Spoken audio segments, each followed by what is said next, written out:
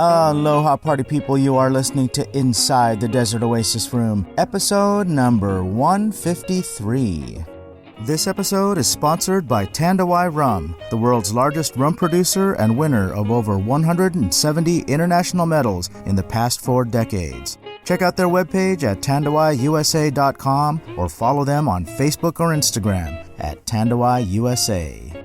This episode is sponsored by the Tiki Bar T-Shirt Club, where their monthly T-shirt designs pay tribute to a Polynesian bar or restaurant from days long past. Each design is available for a limited time and will never be produced again. For more information and to check out this month's shirt, visit tikibartshirtclub.com.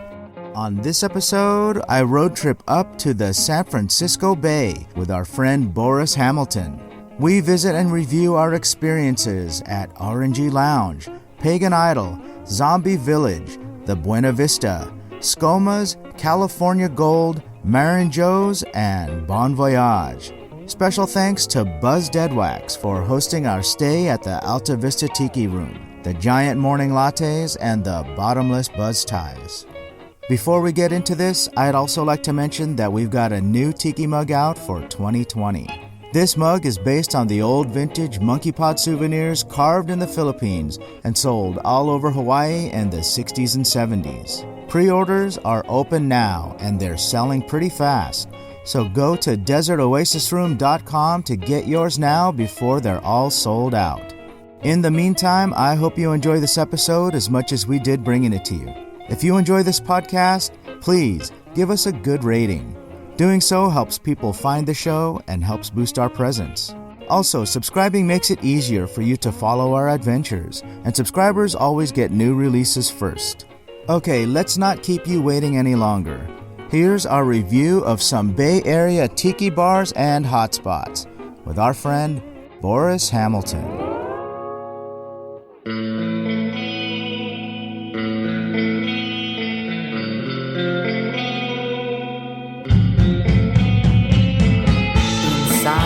Desert Oasis Room.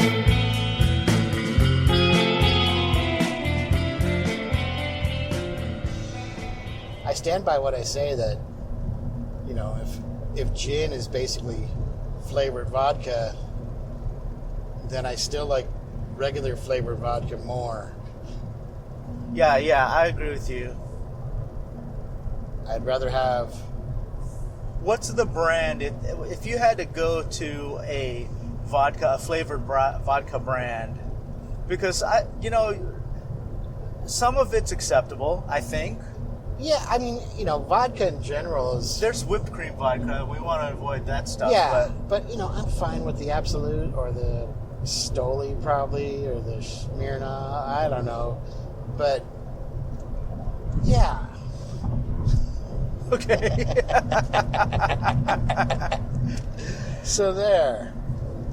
All right, so we should probably tell our listeners what's happening. We are on the 5 freeway, somewhere down the middle of the state. We've done a San Francisco mini crawl. I think we were only in town for about 48 hours. Yeah, about 48 hours and about 6,000 calories. Yeah. And so I want to share our thoughts on some of the bars that we visited. We had an opportunity to see some new stuff that we hadn't seen before. Yep. One of which was California Gold. But should we go there first, or should we talk about how we got to that point? Let's go in order. All right. So remind me where we went first. It's already been... Well, first we left my house in the relatively nice weather, and then we got rain and snow. Oh, so we want to talk about the... Well, we got the Alta Tiki Lounge. So I don't want to pass up how horrendous our drive up was, because, typically it's about a 5 or 6 hour straight shot up the 5 freeway. When we got into the Grapevine, it's covered in snow and slippery roads combined with that snow. I guess there were a couple of big rigs that collided and closed half the freeway down. So we were stuck in the Grapevine for at least an hour and a half, maybe. But we were moving at least. I mean, maybe we were going 4 miles an hour, but at least we weren't like crawling, the people or turning around or any of that stuff. And then on the way up, it was pouring rain the whole way, and so it was intermittent traffic. Yeah. And it took us probably I know I left my house at 7:30 a.m. I don't think we got to Buz's place in Daly City until about 6:30. Oh, I thought it was like 5:30. No, I know it was after 6. Ew. Yeah, it was pretty ugly. But we made it, had some Buz Tais, and then we went to the R&G Lounge. R&G Lounge in Chinatown. Lychee martinis. Lychee martinis, which, yeah. They weren't bad. They weren't bad. It was my lychee tasted like a scallop, but other than that, it was fine. Lychee martinis were okay. Yeah. The food was good. The food was great. I'm going back there again. Yeah, so Chinese food in Chinatown, that's always... In a basement? In the basement is always pretty good. Yeah. And then, what was our first stop after that? Then we went to Pagan Idol. Pagan Idol. And then, of course, Maritza, who's always great. Delightful. Greeted us with a hug and all that kind of stuff. Had, I don't even remember what I ordered. People seemed genuinely happy that our group was there. I think so. That was nice. You know, I don't know if it's because it was a holiday weekend, but it was nice and slow. I know that the bar owners don't like it when it's slow, but for patrons like us, it's much more comfortable when you can choose a booth, actually. We got to... Or read the menu. Yeah, read the menu, not wait in a long-ass line. Right. I don't remember what I ordered, but I think it was something generic. I got a Mai Tai, and it was magic. It was a very good Mai Tai. This was your first time at Pagan Idol, right? First time at Pagan Idol. What are your thoughts about that? I think it's a neat place. I still don't get the concept of a squid or a kraken pulling down a ship, but then not pulling it down all the way. I don't understand that either, but I know that the front part of the bar is... I guess the concept is that you are on a ship, and then the back part doesn't open until you've arrived at your port. In outer space? I don't know.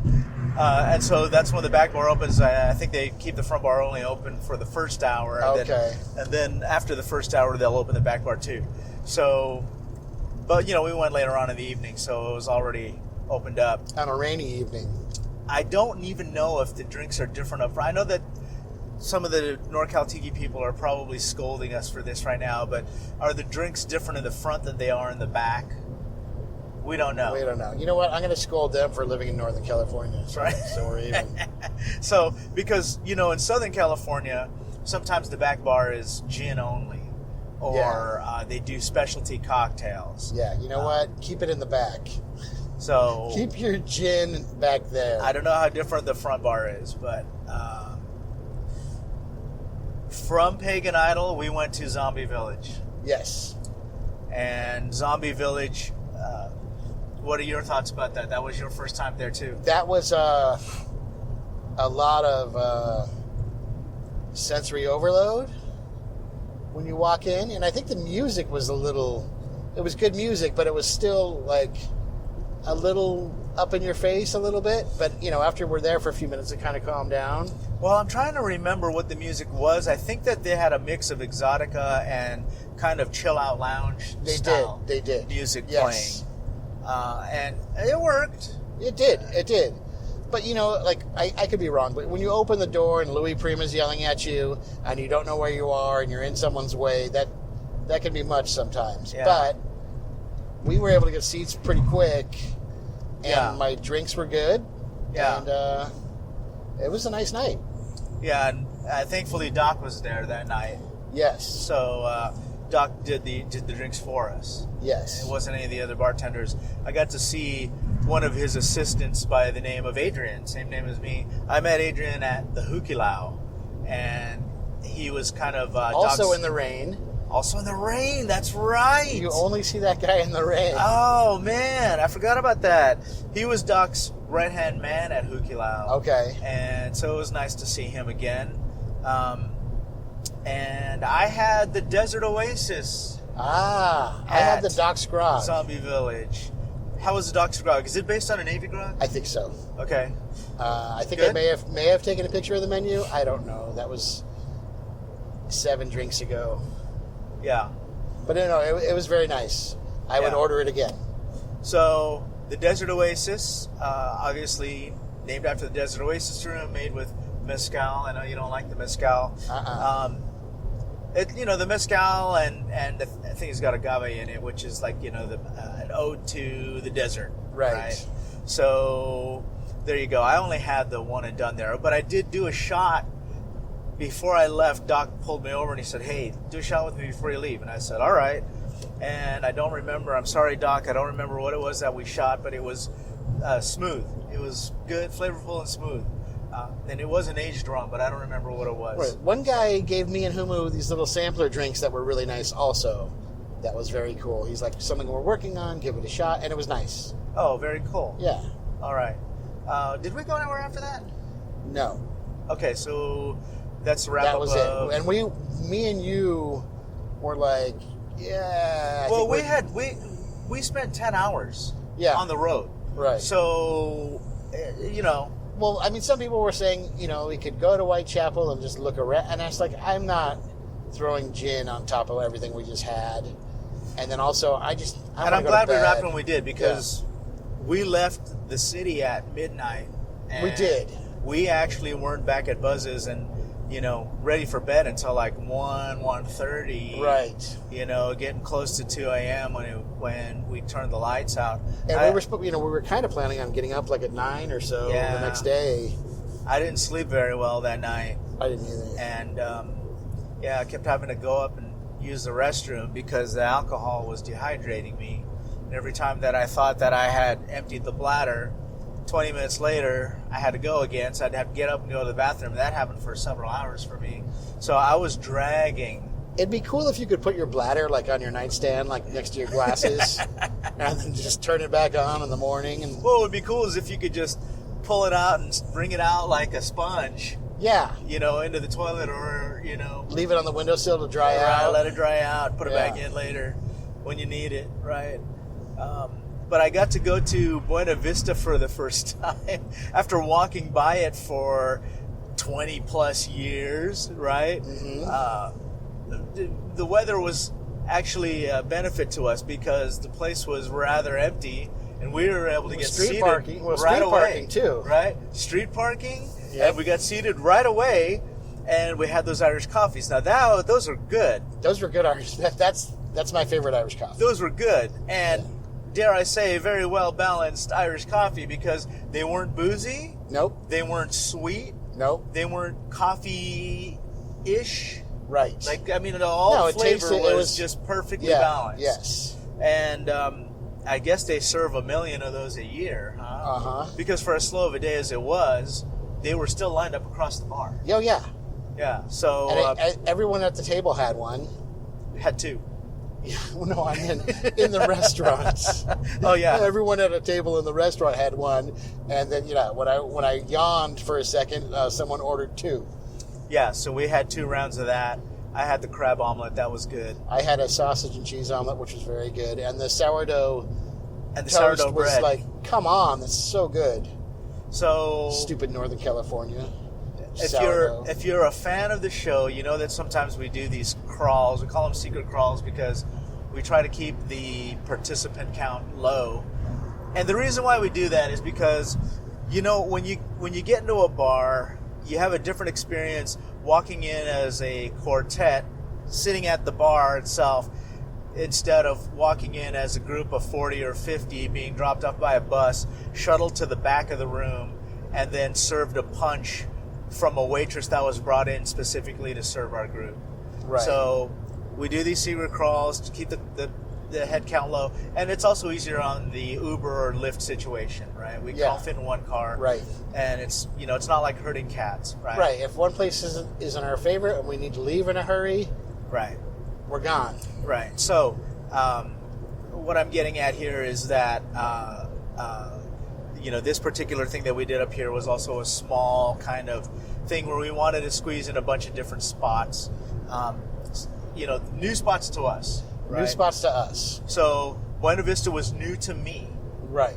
And got to enjoy that. Yeah, I knew, the last time I was here, I went to the Buena Vista and was like, this is my favorite thing before 11 a.m., even though we didn't get there till 1:30. But still, It was my new favorite thing during the day in San Francisco. And so I knew that you would like it. I know you I enjoyed it. I loved it. You love drinks along the bar. I do. And I was like, okay, he has to go here. And I posted a video of that on my Instagram stories of the guy who was making that, you know, and he does it like, you can tell he's been doing it for many years. Yeah, and he's doing it with a smile on his face. Yeah. So, you know what I like about the bars that we visited this weekend? They're either black jacket or white jacket bars. And what I mean by that is that, for example, at the Buena Vista, they were all wearing the white tuxedo jackets. Right. And then we went to Scoma's Right. after that. They were all wearing the white tuxedo jackets. Yes. Later that evening, and I know I'm jumping ahead a little bit, but we went to dinner at Marin Joe's, and they were all wearing the black tuxedo jackets. Yes. So, you know, we don't have a lot of that in Southern California. The only place that pops into mind is Musso and Frank's. I know that there's more, and I'm not counting like Larry's or anything like that, but is there anything that I'm missing about that? Do you know any other spots that... I think the Del Rey Okay. in Pico Rivera. Yeah, there's a handful of them. I mean, we'd have to, you know, take some time to figure it out. But yeah, we have our share of them. Right. So, back to our day. Food was good. Yep. We crossed the street and we took our tourist photo on took, the yeah. cable car, on the Yeah. turntable, Yeah. right? Where they spin around right there. Yeah, I wish we would have taken like 6 of those. I'm not happy with the way my two turned out. Does it look like the train is moving or does it look like a prop? Oh, it looks like a prop. Yeah. But it's fine. I mean, everyone's happy. All 3 of us. Me, you, and Paul Kramer. Shout out to Paul Kramer for Shout out coming to Paul along with Kramer. us. Thanks for taking the BART out from the East Bay Yep. to come hang out with us. We call him East Bay Cray.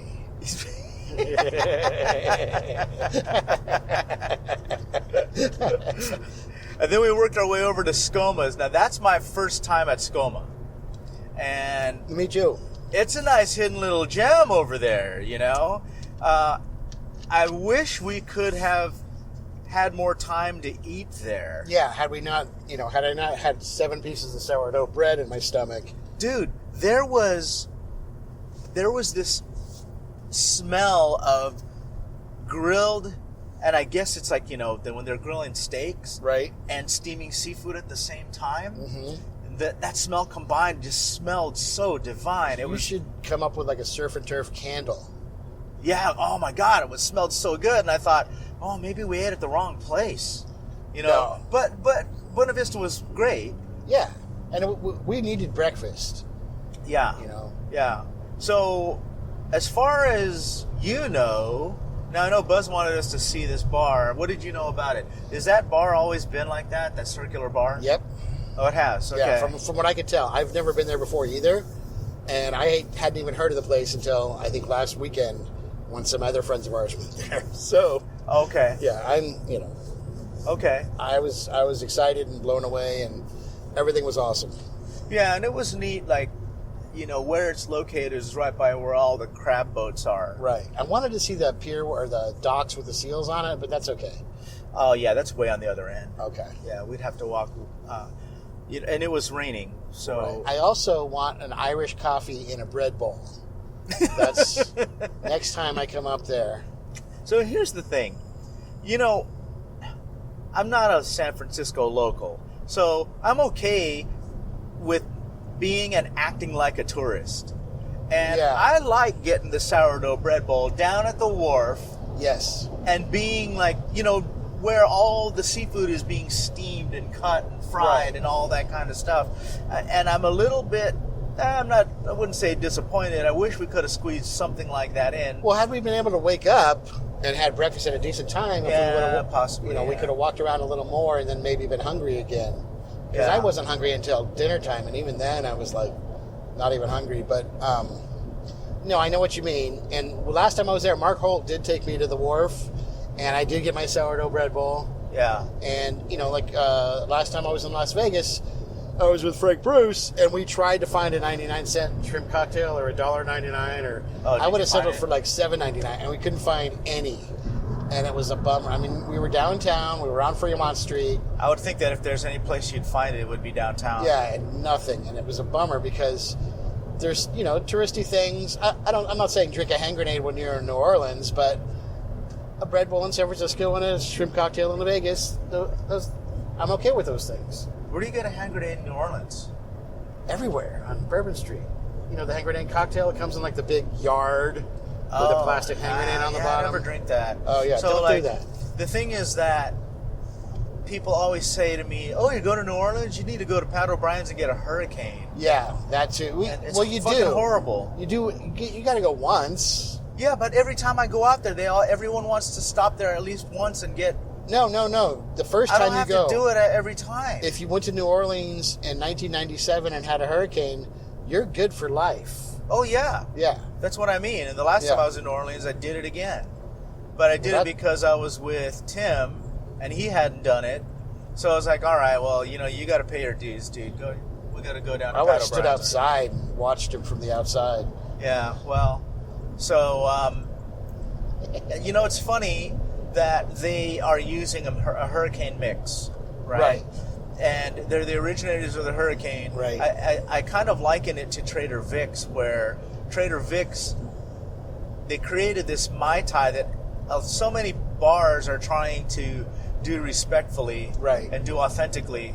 And you go to Trader Vic's, the creator of the Mai Tai, and they're using a Mai Tai mix. Right. I mean, I think you can still ask for a scratch Mai Tai and get a real one, but you're defeating, Right. No, and you know what? I'm glad Pat O'Brien's is still there. Get a Diet Coke. Right. So I know we transitioned a little bit talking about New Orleans, but back to San Francisco. Yeah. So there are some great bars in New Orleans. We can talk about that another time. Old Absinthe House and what's the Latitude 29. Latitude 29, and then I'm thinking the oldest bar in America, the one that used to be a blacksmith shop. So I know people are yelling at their radio right now, but so anyway, let's go back to San Francisco. Scoma's has some nice classic cocktails. They do. You did the Pisco Punch. Pisco Punch, which was very nice. Do you normally like Pisco? I like Pisco sours, but if I have 2 a year, I'm great. The Pisco Punch was good. Yeah, it was. Yeah, I don't normally like Pisco.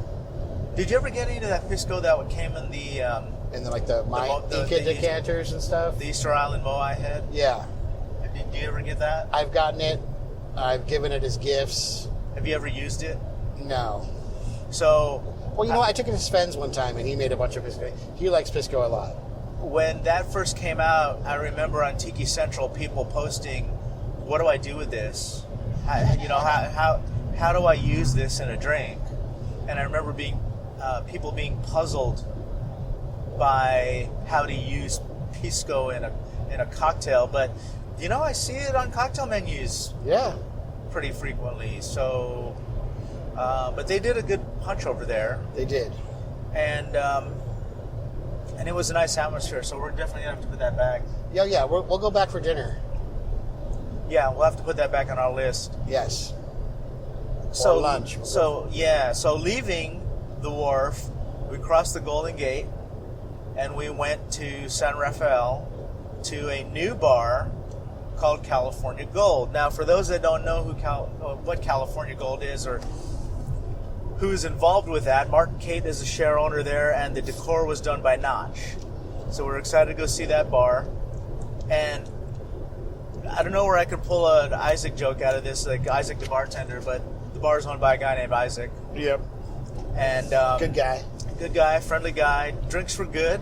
So again, another place with classic cocktails. Yeah, solid drinks, cool decor. Martin sent us on a scavenger hunt after we posted on Facebook that we were there. And there's some interesting stuff in there. There is a radiator fan from a old Model T Ford. There is a backpacking squirrel. What else did we find? I think there's a raccoon in a canoe or something. Yeah, something like that. And there was a few other machines, old machines. Was that a juicer? That was like some vintage juicer or something up on top. So and there was some PNG artwork, I think, here and there. Yeah, a little bit of tiki stuff intersprinkled. Yep. Within the other decor. Now, California Gold, I guess, is a reference to the Bay Area or San Francisco area having been the hotspot for the gold rush. And so would you say this is more of like a turn of the century theme? Yeah, it's almost, you know. Dark wood booths. It's dark wood almost bar. Western. How about that? Okay, but not Western. But not, but if you open the door and they were playing like Knott's Berry Farm music, saloon-ish. you'd be like, okay. Upscale saloon-ish. Right. But it is not a tribute to Huell Hauser bar either. Right. And for the people that are outside of California, Huell Hauser was the host and producer of a long-running television show on public TV out here called California's Gold, where he would highlight a lot of unknown things about California. He maybe would go to the Salton Sea on one episode, and another episode go to the Underground Garden up in Fresno. Right. You know, so I don't know if it was a tribute to that. What would he say if he saw the bar California Gold? And it's amazing. Look at that. It's amazing. Louis, come over here. Watch your step, Louis. Watch your step. Yeah, I've never had a reason to go to San Rafael. This is the first time. Is it San Rafael or is it San Rafael? San Rafael? I don't know. Tomato. Is it the Caribbean or the Caribbean? You know what I mean? So anyway, San Rafael. Okay. So you know what I'm talking about? Yeah. I've never been there before, so this is the first time I've been out there. Yeah. And I'll be honest with you, the drinks were great, but it's not close enough to the spots that I hit when I'm in the city. So if you guys are planning to go out there, just keep that in mind. It's not a short jaunt. it's going to take a lot of your afternoon, I believe. Yeah, that was a field trip. Yeah. And yeah. I didn't realize, just like Northern California people, when they come down to Southern California, they're like, I want to go to the Formosa and I want to go to Trader Sam's. And I'm like, okay, which day did you want to do which exactly. one? Because it's going to take us 2.5 hours in traffic to get to either one. Right. You get to do one. Right. So you're not zipping around. And, we went out there, and next thing I know, it was 4 hours later. Yes, exactly. It did consume a lot of our day. We ended up over at... And we got a late... we didn't leave the house till 1, so... Yeah. Well, you're right. Yeah, you're right. So that's partly our fault. It still felt like 9:45, though. Yeah. Dinner at Marin Joe's. Lovely. You had the hamburger steak. I had the hamburger steak. So we were joking, and it was an innocent question that I asked Boris, so is that ground beef that was hand-formed into a steak, or did they use a mold for that shape? And it was an authentic, serious question. Yeah. Innocently coming from me now. So, in my defense, when I was a little kid, my mom would use a round mold to put ground beef in that would press it into hamburger patties. Right. So, in my mind, a hamburger steak had a mold that was the shape of a I'm sure they have some. No, in the shape of a steak. In the shape of a steak. It was a rectangle. It looked like a big brownie, and honestly, it was good. But on the menu, it said all our steaks have onions in them. Okay. So it was more like a meatloaf. Okay. But it was nice. Did it taste like hamburger, or did it taste like steak? It tasted like hamburger, but it had like a char on it. Okay. And that made it a little steaky, and there was some vegetables on my plate, which I probably haven't had since July, so that's good. And I took some of Buz Deadwax's Béarnaise sauce, right? And that pepped it up a little bit, right? And it was nice. Buzz went big on that one, man. Buzz went big. He got a T-bone or something, right? Yeah. A ribeye. He got T-bone a ribeye with a side of, comes with a side of ravioli, and he got sauce, and he got a cocktail, and he got a Manhattan, I think, or did he get an old fashioned? I think he might have gotten a Manhattan. Got a Manhattan and an espresso. He was comfy. Yes. Well, they put us in the honeymoon booth. They did. So there's a booth over there that's flanked by wine cabinets. Well, I shouldn't say flanked, surrounded by it's like a little cove with wine cabinets that have wine bottles in, and it's decorated with like these tiny little honeymoon lights Yep. and foliage and stuff. I think that was Christmas decor, but it felt like we were in the honeymoon booth. But you know, I gotta say, so I had the Marin Joe's special, which is like a ground beef that dealio. Everybody was raving about. Yeah, you gotta get it. I honestly was disappointed by that. It What's was like a scrambled egg, right? it was like it just was like a casserole. Okay. It was yeah. like a ground beef casserole with spinach and eggs and onions I'm not a big and mushrooms. quiche guy. I like omelets, but like I like my eggs generally before 11 a.m. Yeah, I unless should it's have on a ordered pancake or something. So the thing about Marin Joe's, you know, when we first walked in and I saw the wall where they were basically cooking and grilling the steaks and all that kind of stuff, and then also the jacketed wait staff Right. and cooking staff, I thought, okay, this kind of reminds me of Musso and Frank's. And so when we sat down and I looked at the menu, I was, to be honest, I was pleasantly surprised about the prices. Yeah, that Because was. I thought they it was were going all- to be more expensive. Right. They were all really reasonable. But I guess, like, you know, you could get anything from a filet mignon to a burger. Right. And I probably should have picked one of those instead of the Marin Joe's special. So, Same here. but so I was disappointed in that. But hey, you know what? It was fine. Well, okay. Before we got to Marin Joe's, though, Isaac told us to go to something Roadhouse or something. Backwoods. Okay. Something like that. Something like that. And we pull in the parking lot, and the coolest valet ever Yeah. comes out, sees that we're trying to get a picture in front of the place, takes the picture for us, and then two of our friends, Coyle and Paul Kramer, East Bay Cray, come out and say it's a 90-minute wait, so it's clear we're not staying. The guy still takes our picture and is like more than friendly about still jolly about us leaving. He was great, super helpful, super Wow. cool. 2 less cars he had to park. 2 less cars you had to park, but also 2 less tips you got to keep, and he was that nice about it. So You know what I find ironic is Isaac said you're probably going to have a better chance getting into that spot than Marin Joe's. And that's part of why we went there, because they said that it was bigger. Right. So, on a night like tonight, it's probably going to be easier for you to get in there. It was jam-packed. Yeah. And Marin Joe's was like a 5-minute wait. right, and I mean it looks like it's packed all the time because they have like valet holding stations Yeah. built into the spray painted onto the parking lot. Yeah, true. But, it was, I could have had something better at Marin Joe's, but Yeah.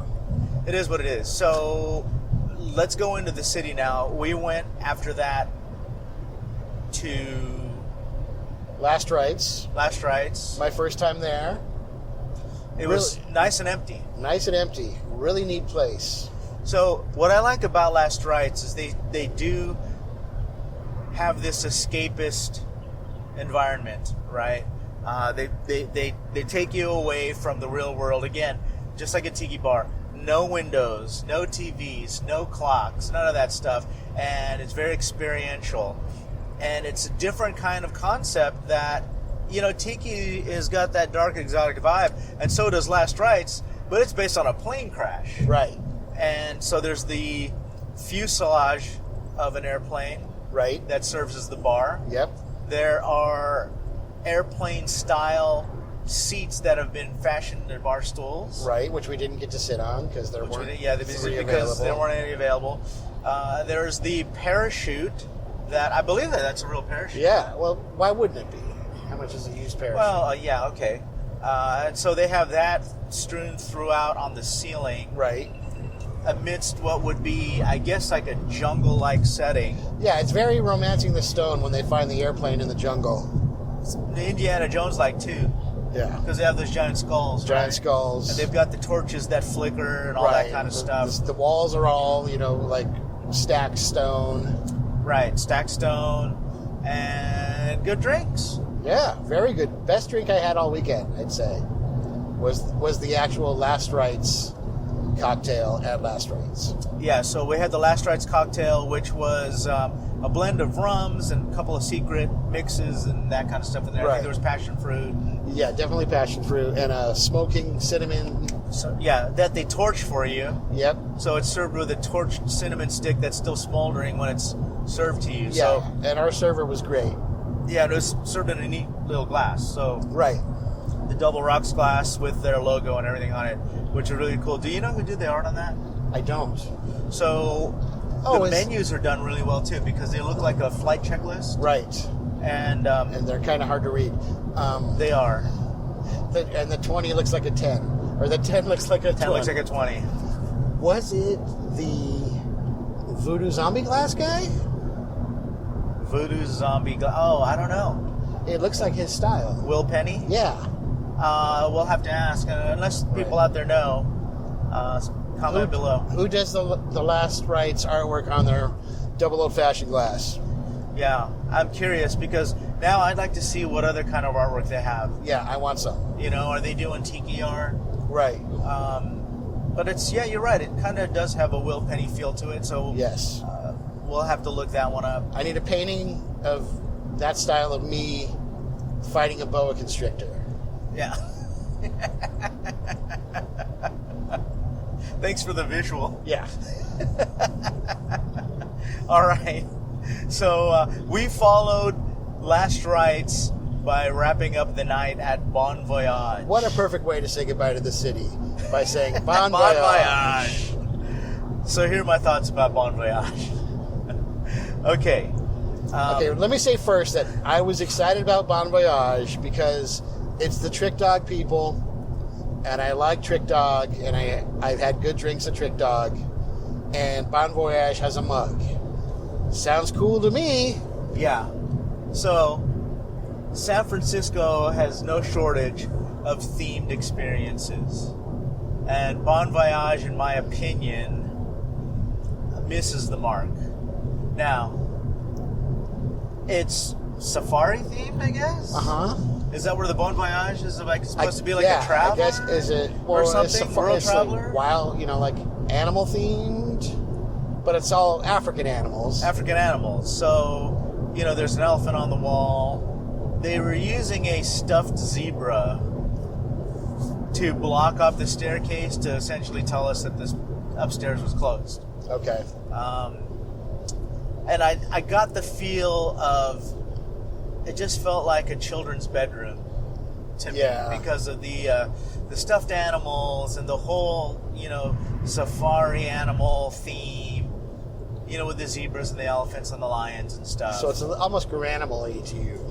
Because when my son was a toddler, his room was that theme, Right. like we had those kind of pictures and toys in his room, stuffed elephants and stuffed monkeys and stuffed lions, Right. And it's a cute theme for a kid's room, Right. And that's kind of how it came off to me. Yeah. So, it wasn't a bad experience. The service was fine. Yeah, and we were there on a Sunday night too, so it was light, which is good. I've heard it gets packed and it's loud, so we lucked out there. Yeah. Yeah, I mean, I didn't get the mug. The drinks also they weren't bad, but they weren't overwhelming. I mean, I don't know if I'd ever go back. I wasn't excited about the drinks. They're all like more serious cocktails. Sure. And, the kind that hurt while you're drinking them. I wouldn't want a tiki mug filled with a Negroni. No. Yeah, well, and that's the thing. The tiki mug is kind of, it looked like something you'd find at the San Diego Zoo. It was very Rainforest Cafe light. Animal-y. Yeah. Yeah. So anyway, those are our thoughts about that. But I'm glad we saw it. I mean, you have to try. You have to try. Yeah. If you've never been there, you just have to try. I'm probably wrong, but people love it, and good for them. I won't be in their way. Sure, but if you're living in a town that's got everything, there's a huge selection of top end bars to go to. it's going to be hard to compete with that. People are going to have high expectations of what you put out. So yes. So there you go. And I don't even remember what part of town it was in. It felt like it was kind of. I mean, it was close to Last Rites. Close-ish. Right. Yeah. So I don't know. Those are my thoughts on that. Right. We are headed back home now. We're on the 5 freeway. We've got a much smoother ride going home than we did coming up. Yes. And I'm slightly tired. I don't think I'm hungover anymore. Okay. But it was a good trip. I like doing these kind of short things. We can experience a lot within a short window, Yes. I guess the whole, if you had a superpower, what would you choose? The whole, transporting thing would be nice. Yeah. So that we didn't have to go up through that weather, Right. But what's next? What if we were to go back? What are some of the bars that we missed? Well, I would have gone to Whitechapel for the first time. So I've been to Whitechapel before and I enjoyed it. It's always good to go into Smuggler's Cove. Right, Smugglers. Happy 10th anniversary, Smuggler's Cove. Happy anniversary. 10? Is it 10 or is it 11? It's 10. Okay. And actually, so I'm glad that you brought that up. Martin Kate is a good friend of ours, a good friend of the show. And so, to have any business last a decade is an accomplishment. Especially a bar that's in a very competitive market. Right. Is a hell of an accomplishment. So congratulations, Martin. We're sorry we didn't get to the Cove this time around, but what we were trying to do was see things that we hadn't seen before. So right, and we checked out, California Gold. Yeah, well, we did, and Martin is a partner in that bar. Yeah. So we did still find a way to put a couple of pennies in his pocket. Yes, thank you, Martin and Rebecca. Thank you, Martin and Rebecca. Okay, next time. You're saying Smuggler's Cove, we'll go back there. We need to go back in there and tap around Whitechapel. Yeah. Oh, PCH. I know that PCH is doing Miracle this week, and we're going to get a bunch of Miracles down in LA, the Christmas theme bar. Right. So I didn't want to go to another Miracle in a different town. When I wanted to get the experience I can get at PCH during a regular day, not when it's a themed situation that I can get back in LA. So I'm glad you brought up Miracle, because now I know we are talking about our short San Francisco jaunt, but since you brought up Miracle, I do want to bring up the Sippin' Santa experience that we had at Strongwater. That was nice. So I want to give those guys a shout out too. So Robert and Ying, who own Strongwater in Anaheim. I'm going to write a song for Strongwater right now. Oh, are you? Okay. Strong water is the place to be.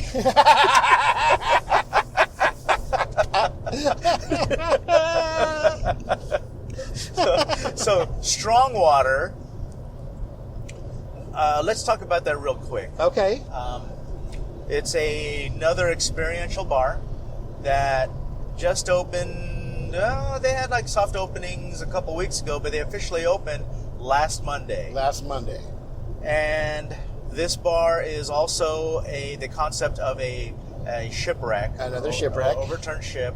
Who's piloting these ships? I don't know, man, but I don't want to be on the one that overturns. They all overturn, they all start drinking, right? So, overturned ship, there's a Kraken in there, and craft cocktails up front with a gin bar in the back.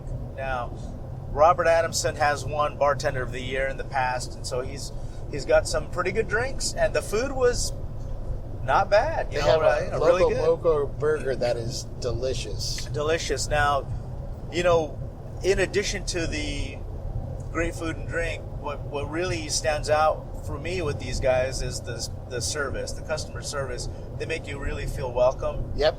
And they make you feel like they appreciate that you are there. That you feel like that they're happy. Genuinely glad that you're there. Genuinely glad that you're supporting them. So it's easy to support them because you feel appreciated. Yes. Right. And the bartenders, they take care of you very well. Yep. And cool to see Sarah, the bartender. Cool to see Sarah, the bartender. Sarah Adriano is in the back. slinging gin drinks that night. Well, I don't even know if they were doing gin drinks that night, but she took care of us. So shout out to Sarah, and shout out to Ash, and who's the other one? Was his name Drew? I think it was. Okay. Up front. So shout out to those guys for taking care of us up front. So if you guys are ever down in the Anaheim area, check out Strong Waters, just around the corner from the Anaheim Packing District. And if you are feeling ambitious, you could possibly even walk. Yeah, it'd be better to get a reservation, but you can stand, or you can sit at the bar without one. Yeah, but you have to take your chances on that. Yeah, because well, I believe they're booked solid through January for all their tables, which will give you an indication of how busy it will be probably if you showed up on a Friday or Saturday night to try to get a stool at the bar. Right. But there you go. So, any final thoughts? I'm glad we're moving. I'm glad we're moving along. That was a great weekend. Thanks, Buz Deadwax, for putting us up. Yeah, special thanks to Buz Deadwax for putting us up. Everyone who came out to see us, Humu and Bill Straw, Yeah. and John Coyle and East Bay Cray. East Bay Cray. Is that really his name now? Is that what we're naming it? East Bay Cray? Paul Kramer. So thanks to everybody that came out to meet us. Thank you, Buz, for hosting us. And thanks for the Buz Tais. Yeah, thank you for the Buz Tais. And hopefully we'll get up there again soon. Yeah, no, the Alta Tiki Lounge is a magic place. It sure is. It is. It is. So, I like everything about that place is great. Yeah. All right, party people. I guess that's it. We will catch you on the next episode. Cheers. Cheers.